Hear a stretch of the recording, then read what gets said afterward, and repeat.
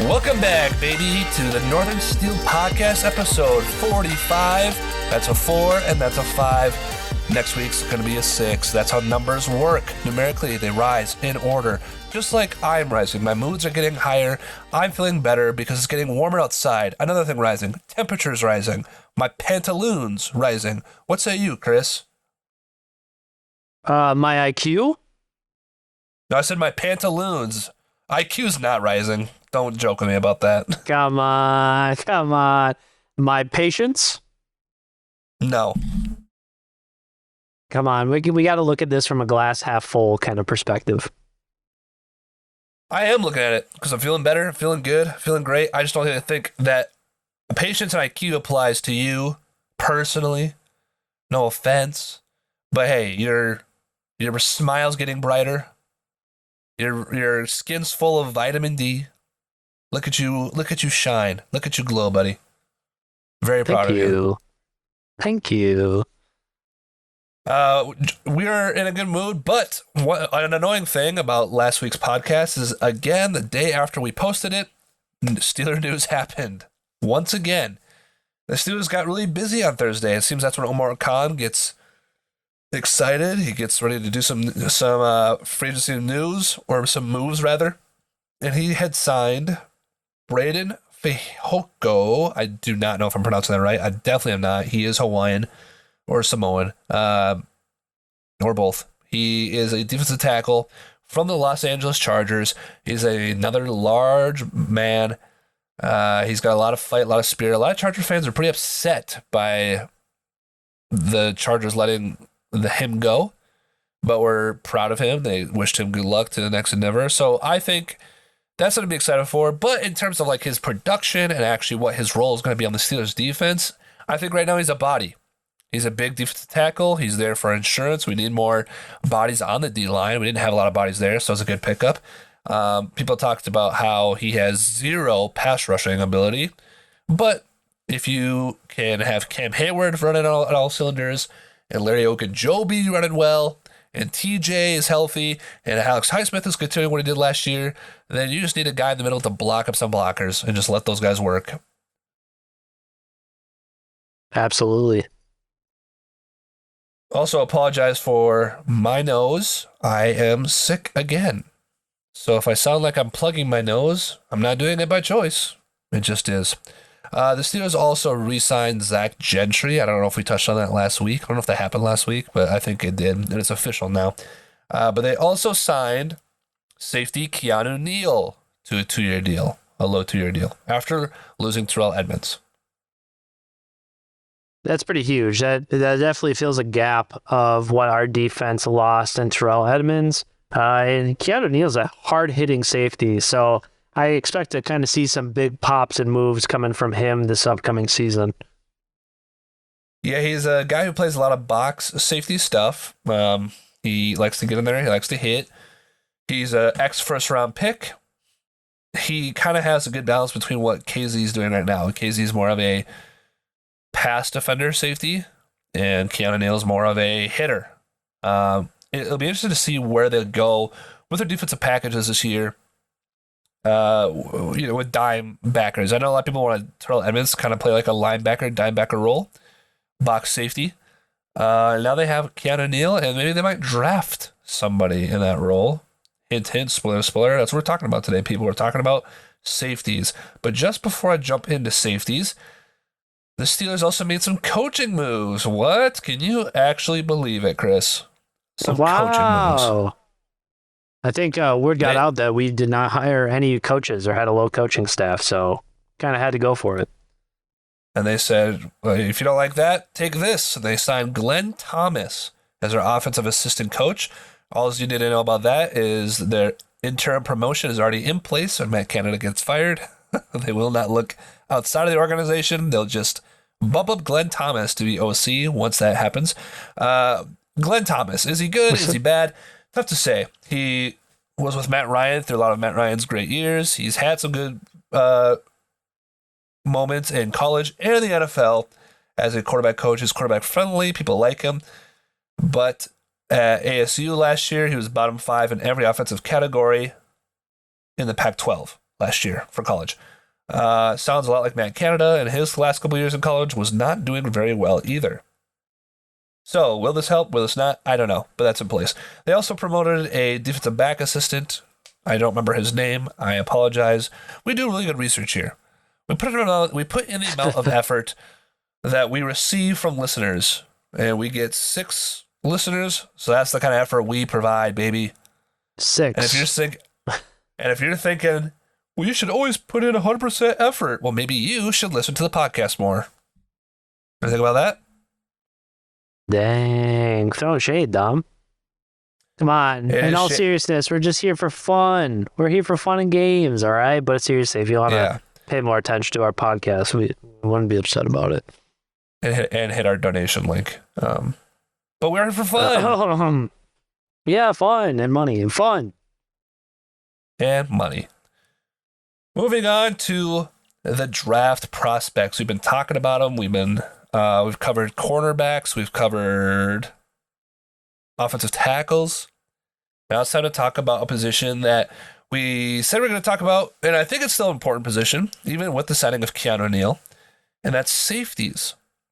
Now, because we lost Terrell Edmonds, that was always kind of a weaker spot anyways. Terrell Edmonds was a very solid player, so it didn't seem like a big need. Then we lost them. Now we have 2 guys that kind of fit the bill there, but hey, would it be nice to maybe draft another safety as maybe depth or that shining star that could just take it over? And then you have depth pieces like Keanu Neal, DeMonte KZ. That's great. Let's jump right into the shining star of it all. I'm talking about the man, the myth, the legend, the GOAT, the other adjectives as I work to figure out how to put this video on the Google chat. The coaches, the one and only Brian Branch. Oh. So Brian Branch, let's Looking talk good. about him. Well, the highlights are on there. I'm going to pull up his stats for you. Or maybe not. We're going to mute it real quick. Golly, look at him go. Getting picks already off the bat in the highlight video. Brian Branch is a 21-year-old safety from Alabama. And man, this guy, he just got jumped up the boards. He's rated really high because he can do it all. He's an intelligent player. He can play box safety. He can play free safety. He can play strong safety. He can play nickel cornerback, a position that we also kind of need, to be honest, after losing Cam Sutton, and Arthur Maulet's not going to cover it. I'll tell you that right now. So Brian Branch is someone who can do it all. He had 90 tackles last year, 58 solo, 32 assisted, 7 pass defense, 3 sacks, and 2 picks. Now, you might be saying 2 picks, that's not a lot. Yeah, but he's playing a strong safety role. He's kind of playing all over the place. Strong safety, nickel cornerback, free safety. I mean, he's everywhere. And our defense, when you have a Micah Fitzpatrick, he doesn't need to rack up all those things, right?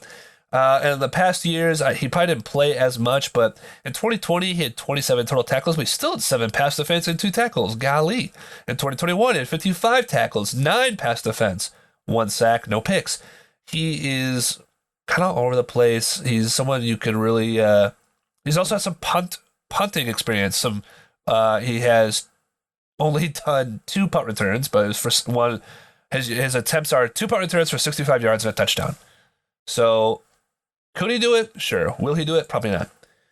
Brian Branch, let's go to his draft combine profile. He's got a 6.49 prospect grade because they put him in the cornerback class, unfortunately. But that's because he is so versatile. He can play everywhere. It says he'll become a good starter within 2 years. He's 6 feet tall, 190 pounds, 30 arm, 3/4. His production score was 96. Remember, this is on the cornerback rating. His production score was 96. Athleticism score 67. Total score 87. That was 3rd for all cornerbacks. Wow. 40-yard dash time was 4.58, a little bit slower. A little on the slow end, but that's okay. Vertical jump was high, 34.5. Broad jump, 10.5. Listen, he's a top 5 safety prospect.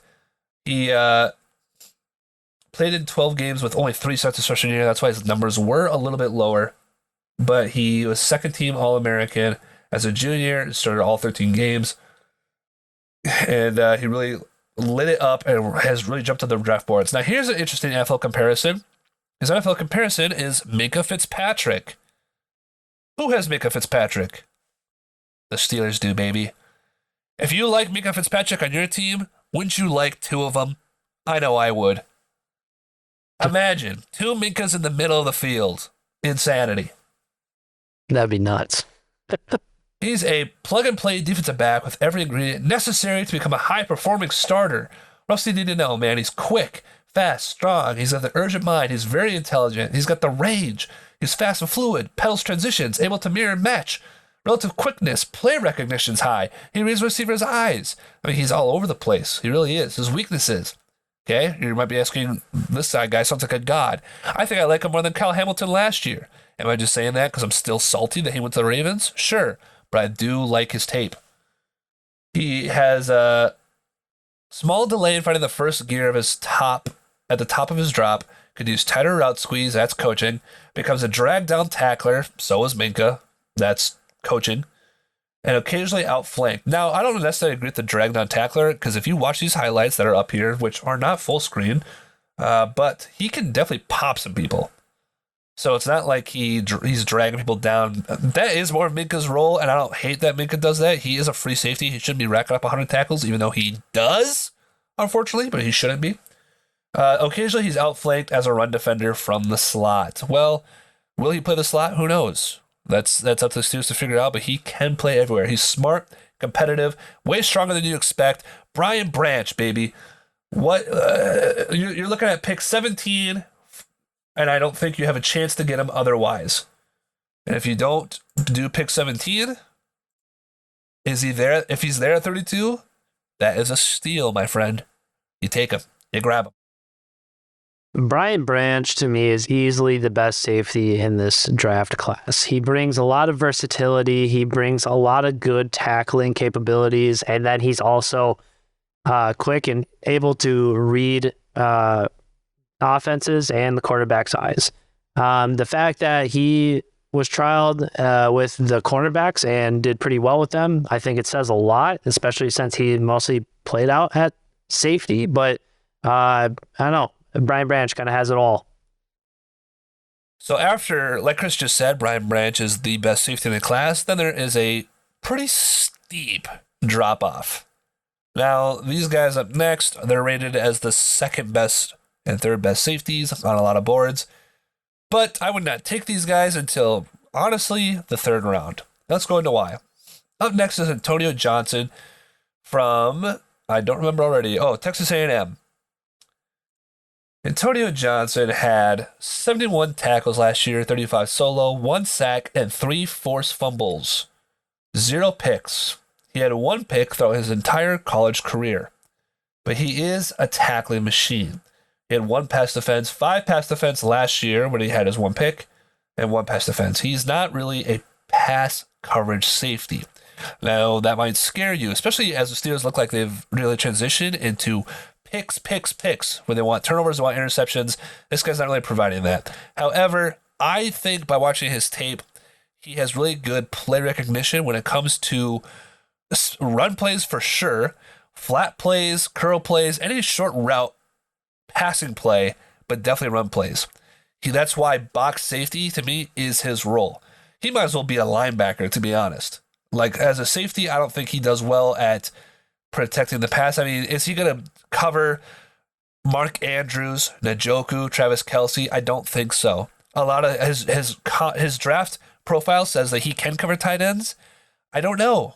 I think there's a reason why, and this entire highlight tape that you'll see, Chris, he doesn't have one highlight where he covers a deep pass.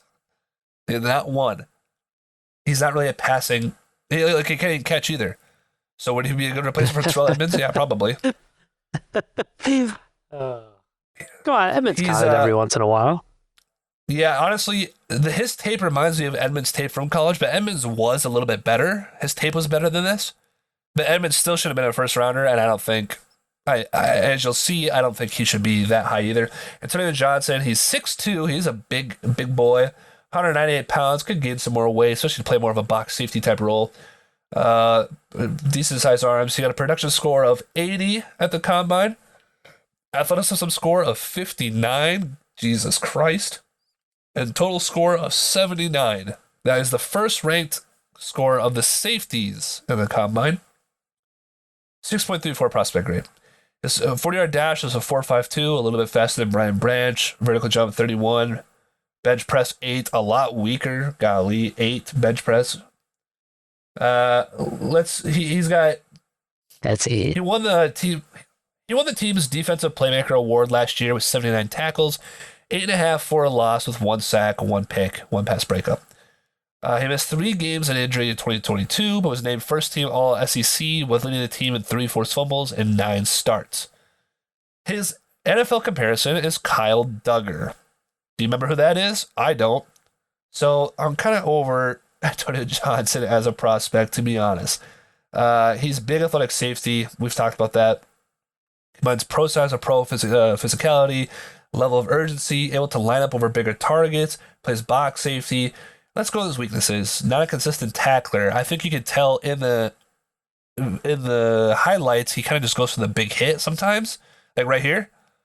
Misses it completely. Went for the hit. And missed the quarterback. He missed the quarterback completely on that sack play. On that potential sack that he could have had. Over pursues. He's kind of just there for the big hit. He really is. He allows too much cushion on off-man looks. Backpedals upright, inconsistent coming to balance, open field tackler. So basically, it's like his cover talent diminishes the deeper he gets. Basically, his passing defense is not great. However, Keanu Neal is going to play a box safety. Demonte Casey is going to play more of that. If you want this guy to be another guy who can play box safety, or even like a secondary linebacker in a big passing spread, like a dime or a quarter even, and you want someone who's a little faster to play that linebacker spot, you could draft an Antonio Johnson to play that role. You have Minka, Demonte KZ, even Keanu Neal could potentially cover passes, or whoever slots quarterback in a quarter role. And instead of putting whatever linebacker we have out there, you could put Antonio Johnson in the linebacker spot because he's big enough. He recognizes the small plays underneath well enough, but you're not going to want to trust him in pass defense. You're looking at a 3rd round, maybe even 4th round here, but Chris even has better prospects in the 3rd or 4th round, in my opinion.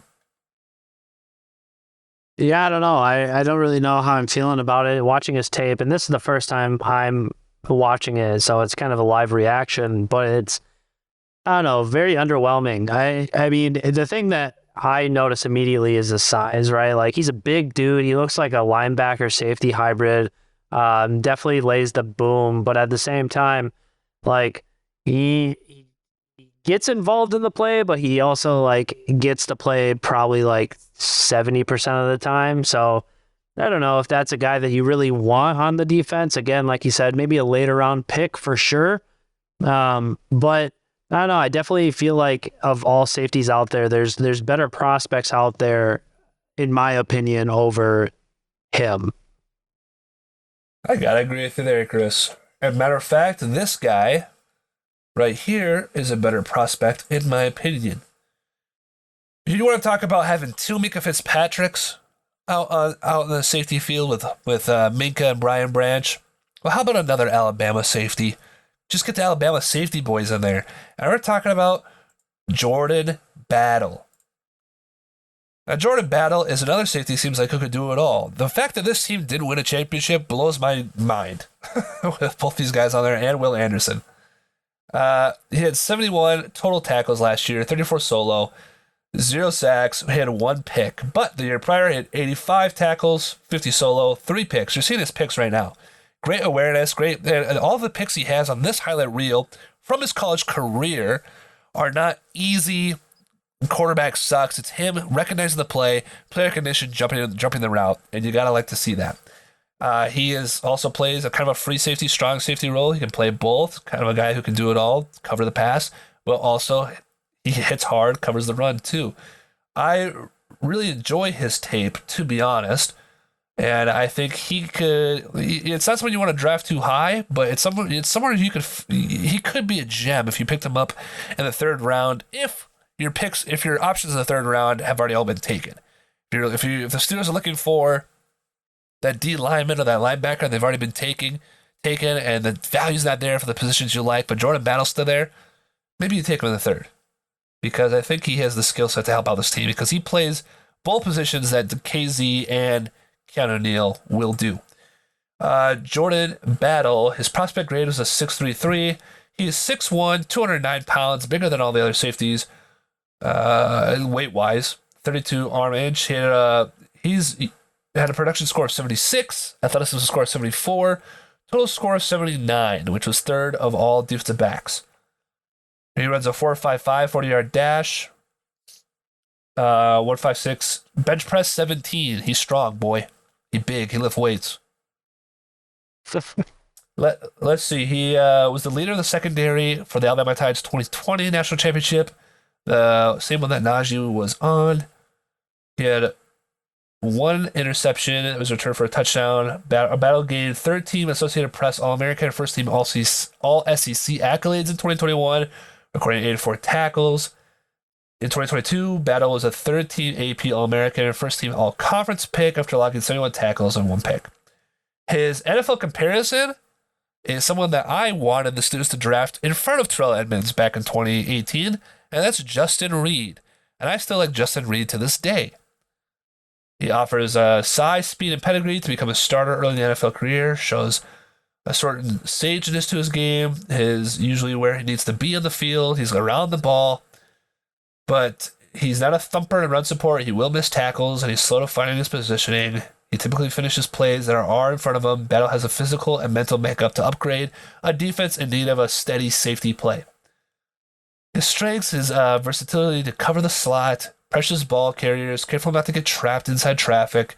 He steps downhill to tackle through toughness and technique, moves fluidity, instincts, and processing, and he's returned 3 of his 6 career interceptions for touchdowns. His weaknesses is run support consistency diminishes away from the line. His average feel for readers, runner, open field cuts, lacks high-end stopping punch, can be a little late breaking down in tackles, takes time to build up speed when ranging over the top for those faster tight ends in the NFL, and comes a little too hot pursuing hitches to the flank. Some of those things are a little coachable. You can't coach speed, but some of those things you can coach there. But above all, Chris, I would say I like him more than Antonio Johnson. But again, I don't think you need to reach on him. You don't need to panic and grab him. I would say a third-round pick fits the bill for Jordan Battle if you want to go that route. Absolutely. Jordan Battle is someone who I saw last year after we didn't draft a single safety. I was like, well, we're going to need to be looking at some dudes. And he was the top-rated safety coming out of last year. And now I don't really know what happened. Maybe there's a positional change. Maybe they switch it up because they're bringing on Brian Branch and they wanted to get both ball players like at their best position possible. But I think Jordan Battle's definitely a name to be on the lookout for. I think he can definitely flourish in our defense and make some big splash plays. And like you said before, something that I really like when we're looking at highlight tapes is the ability to make a play on the ball, whether that's a pass deflection or an interception. And sometimes, you look at those highlights and it's really easy or it's a really bad throw. Not really the case with Jordan Battle. Jordan Battle really made some great catches and jumped on the ball really well. I'm curious to see where he's going to go in this draft, but if he happens to fall into our lap, kind of in those later front row picks, then I'm totally okay with that. So yeah, let's see what happens there. Yeah, I couldn't agree more, Chris. Now let's jump into some of your safety prospects that are definitely below the line, except for one I kind of like. Well, let's jump into them. What do you want to talk about first? Perfect. Let's go with Sidney Brown out of Illinois. Sidney Brown. Illinois, that sounds familiar. Yes, it is, and I'm going to talk on that too. So first, let me just start off by saying Sidney Brown is a safety for the University of Illinois, and if you're kind of here in Illinois, you'll notice I kind of spoke really highly on them, not about Sidney Brown recently, but about Devin Witherspoon.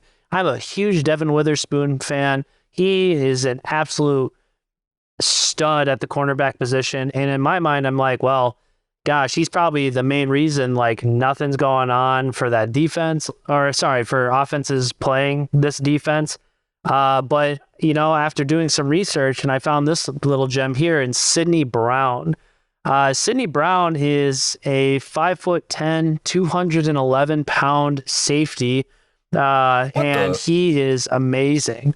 Some of the plays that he made are absolutely incredible. He has really good play recognition skills. His catching ability is honestly unreal, and his ability to just kind of shorten the gap between him and players is really, really nice, and something I noticed in his highlight tape.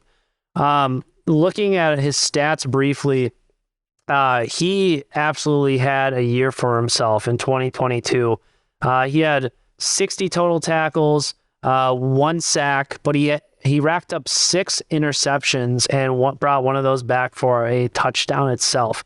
And as I said before, those 6 interceptions, as we're watching it right now, he makes some really good jumps on these balls, and he's not afraid to get into a play, which is really nice. Looking at his production score in the combine, his production was 66, which was 9th out of all defensive backs, but he scored number 1 for athleticism score with an 89, and he ranked 5th out of all defensive backs with a 75. He had a 4.47 40-yard dash, a 40.5-inch vertical jump, and he repped off 23 reps for bench press, which is pretty outstanding for us. Yeah. 23. So, yeah, it's insane. It's what a number, right? The dude's stacked. So in 2022, Brown was a first-team All-Big Ten pick on the nation's top scoring defense after intercepting 6 passes to tie for 3rd in the FBS to go along with his 60 tackles. A lot of people really like his physical frame as a safety. In his career, he might have had 6 interceptions last year, but he posted 10 over his entire career. So obviously you can tell he's a ball hawk and someone that likes to get involved in the plays. As far as weaknesses go, they talk about how tight his hips are. So maybe he's not able to open up and really turn and catch up with those receivers. And he struggles to stay connected. Purdy, by the way. Yeah, I noticed that too. And he struggles to stay connected in man coverage. Well, guess what? Steelers only play the zone ever. So I guess that's pretty good. But overall, I was pleasantly surprised with Sidney Brown. He's definitely someone that I would like to keep my eye out with. And looking at his highlights, heck, I would put him 2nd, maybe 3rd round, but I wouldn't put him much further than that. And a little fun fact about Illinois, their defense actually ranked 1st in scoring by only allowing 8.4 points per game last year. Less than 9 points, Dom. And they were 3rd in total defense by only allowing 228 total yards per game. So when you have guys like Sidney Brown and Devin Witherspoon kind of covering the ends there, that smells like success to me, honestly. So look out for Sidney Brown in this upcoming draft. Dom, do you have any thoughts on him?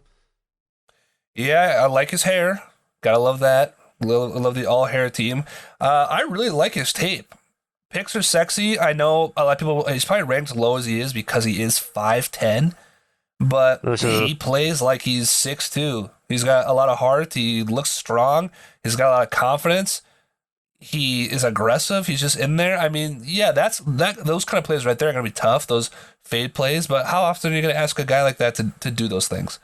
I mean, he's just... Exactly. I like his drive. I like his fire. He honestly, like you said, high second might be like our second pick in the 2nd round might be, I don't know, but I wouldn't necessarily hate it because I like this tape a lot. But 3rd round, yeah, dude, pull the trigger. Don't bother me. Absolutely. And now if we got him and Devin Witherspoon, I'd be all right about it. Yeah, better watch out. All right, next guy. Next guy is going to be Jamie Robinson out of Florida State University. Okie doke. Tackle machine. So looking at Jamie Robinson, yeah, like Dom just said, he is a tackle machine. He racked up 99 tackles for this Florida State defense with 5 tackles for loss, 1 sack, and 1 interception and 5 pass deflections. So if we're talking about a ball hawk, it's not really him, but he's definitely someone who is not scared to make the play or the tackle. That it is funny that I say that because I might backtrack a little bit because even watching this last play, even though he doesn't shy away from hitting people, it really doesn't seem like it almost seems like he's a little fearful of putting his full body into it at times. And so, it looks like it never really affected him in his tackling game, but that's always something that I kind of looked at and I'm like, maybe a little worried about. Anyway, Jamie Robinson played really, really well last season. And he was kind of a dependable force as far as making sure guys got down and, weren't getting into the end zone. He is 5'11", 191 pounds. And in the combine, he ranked second in production score with 80, 16th in athleticism score with a 57. Yikes. But he was 6th altogether in total score. So he's definitely up there in safety prospects and a player to watch. He runs a 4.59, so a little on the slower side of what he wanted in the safety and a little on the shorter for the vertical with a 33.5-inch vert. He did manage to get 23 reps for bench press, which is really nice. His NFL comparison is Demarius Randall. Okay. So I wish I knew who that was off the top of my head, but Packers. I don't. So is it Packers? Yeah. Gotcha. So with his strengths, he plays with urgency on every snap, and that's something I said. He's not afraid to get in on the play and really bring the hit. He attacks seams and crevices as run defender near the line. So someone being able to shoot the gaps is something that's really important to us, especially if any way that we can get our run defense back to the stature that it used to be. Anything will help. As far as weaknesses goes, he kind of takes some sloppy angles as a downhill run supporter. He will, overstep positioning and lose his leverage. So just something to kind of be on the lookout for when, if teams are going to be drafting Jamie Robinson. I think he has a lot to offer at the position, but at the same time, he's not super high on my list. I'd probably put him at like a 4th round guy, maybe a little later even. Yeah, I have to agree. I don't think there's anything necessarily wrong with him, but just thinking about the Steelers' needs, what they do, and it's kind of the same way with Antonio Johnson, although Antonio Johnson seemed to me like play recognition was a little bit better. He just seems like he just runs recklessly towards the ball, which is not a bad thing. But does he move the needle for the Steelers' safety needs? I can't say that he does. I think DeMonte Casey and Keanu Neal both can do what he can do.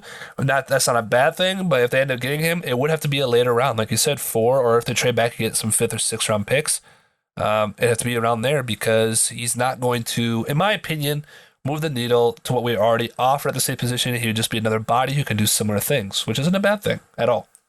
Yeah, totally agree. All right, who last but not least, Chris? So I might need some help with pronunciation for his name. Is it Ji'Ayir Brown? I think it's Ji'Ayir. Ji'Ayir? I think so. Ji'Ayir Brown. Let's pull him up here. Out of Penn State University. We might as well look it up if you can look up Ji'Ayir.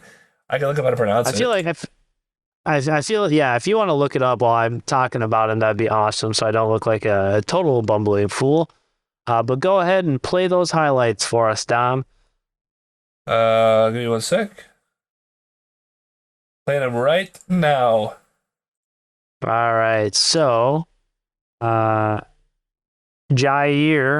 I'm going to say, Brown, is a safety out of Penn State University. He is 5'11", 203 pounds. So he's a little bit shorter in stature, but he definitely has some weight to back up his aggressive play style. Last year, he had a phenomenal season. Coming in here, he had 74 total tackles, 7 of them for loss. He had 4.5 sacks, so definitely someone that they trusted for those safety sneaks and getting those sacks. And he had 4 interceptions. All right. Now, 4 is a really good number, I feel like, to base off of. But if we're going to look at the player, let's look at him as a whole. And that's coming off of last year's season when he had 6. So in the last 2 years, Ji'Ayir Brown managed to get 10 total interceptions on this Penn State defense.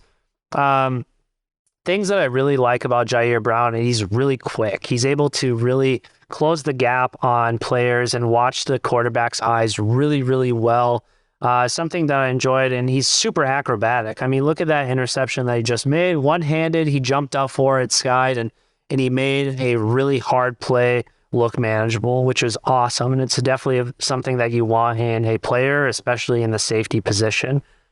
He's able to pick up on coverage, which is really nice. He's very fluid in his motions and just, again, someone that I feel like is dependable with tackling both on the passing game and in the run game.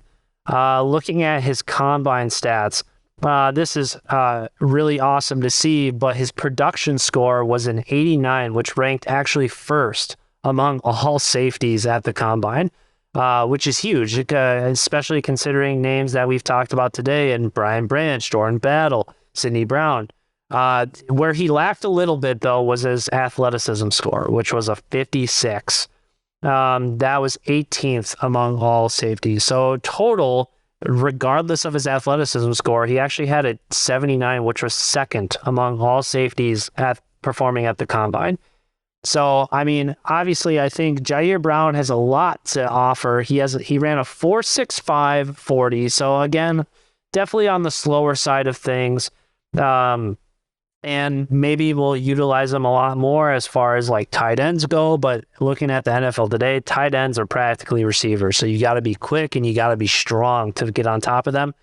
And I think Ji'Ayir Brown definitely has the tangibles to stay on a guy, especially like a tight end, and maybe break up some passes here and there. Let's see here. Brown was the team's most valuable player in 2022, and that's being on the same defense as players like Joey Porter Jr., who we talked about earlier. And he was third team All Big Ten Conference, and he was also the defensive MVP of the Rose Bowl that they played in, where he had 8 tackles, 1.5 sacks, and an interception. So he's definitely a good player. What I really like about him and what's really cool is his NFL comparison is actually, drumroll please, Ryan Clark. You might be familiar with that name, as he is notable to be on that legendary 2008 Steelers defense team. But Ryan Clark was someone who was with us for a long time and someone who was a dependable defensive back. And if we can get any kind of player like him, especially to play alongside Minkah Fitzpatrick, I'll take it. So looking at Ji'Ayir's strengths, he brings energy, leadership, and passion to the team. I definitely think that's something that Tomlin looks for in players is their passion. I mean, sometimes it gets a little annoying, and I think he looks more for that than actual talent. But I think with Ji'Ayir Brown, you kind of get the best of both worlds. And he plays the same motor throughout the game. He's versatile. He can play the nickel, corner, and the safety position, and he has rapid diagnosis of quarterback's intention. So he's able to really read the quarterback's eyes and kind of zone in on what you want to see in a defender. So as far as weaknesses go, the desire to make a play can be used against him, assuming that means he just really likes to jump on the ball and he just really wants to make the play. Obviously, that's not always a bad thing, but if you get caught up in like a pump fake or whatever, that guy's going in for 6 easy. And he needs to maintain an expanded field focus, and he's inconsistent matching route breaks effectively. Ji'Ayir Brown is definitely a player to watch out there. Dom, what are your thoughts on Ji'Ayir? I got a couple of thoughts. One, I think it's funny that his player comp is Ryan Clark because I don't think I've ever seen Ryan Clark have 10 picks in his career, let alone in 2 seasons. Um, So true. this dude covers the pass very well. He's very smart in play recognition in the pass. He's a pick machine, it looks like. Um, and also, it's funny that they did to Ryan Clark too, because there's a highlight of him going up against the tight end against Ohio State, trying to tackle him, and he does not tackle him well at all. Now they cut the highlight in there because he does get a forced fumble out of him after he keeps attacking the tight end. But I think that's interesting, that player comp, because Ryan Clark could lay the boom. I don't know if this guy can necessarily, but that's not really what attracts me to him. It's his playmaking ability. It's what he can offer as a turnover. He's quick. He's decisive. He can rush the quarterback, as you see for these past two highlights that have been on here. He's and not to say he can't tackle, he definitely can, but he just seems like he's around the ball. And someone who, like, to be paired up with Minka, who's also got a nose to the ball, is definitely not a bad thing at all. Ji'Ayir Brown, I would take even in the third round, but as a lot of the mocks that we do, he's available in the fourth. Done deal. I'll take it. I think a Trebag get another pick at somewhere in the fifth. I'll take him there too. I don't know why he would drop that low, but I like both these guys, Ji'Ayir Brown and Sidney Brown, a lot compared to Antonio Johnson or Jamie Robinson, based on what they can offer from a turnover option to this defense. Also, you mentioned Sidney Brown and Devin Witherspoon as two picks the Steelers could get together, which would be really sweet. Look out for JPJ and Ji'Ayir Brown to become teammates again. If that happens. Absolutely. Yeah. How can I miss it? Sorry, I'm just so in love with Illinois and their defensive backs, I guess. It definitely could. But we're gonna wrap it up there. We're gonna make it a little short. We got a busy week of stuff to do.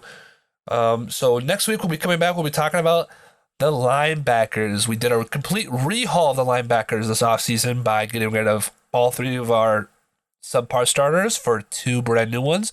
But I still think the Steelers could draft one, and I think they could draft one kind of high. As high as the second round, second pick, or as late as the fourth round. So that's be kind of like our range of what we're looking at for guys. But we will see you next week. You can follow us on Twitter, on TikTok, on Instagram, on YouTube, on Pornhub, on MySpace, on Grindr, and on Jiffy Lube. Chris, you got anything left to say? Go Steelers. Ooh, something new. Love it. Talk to you guys next week. Peace. Peace.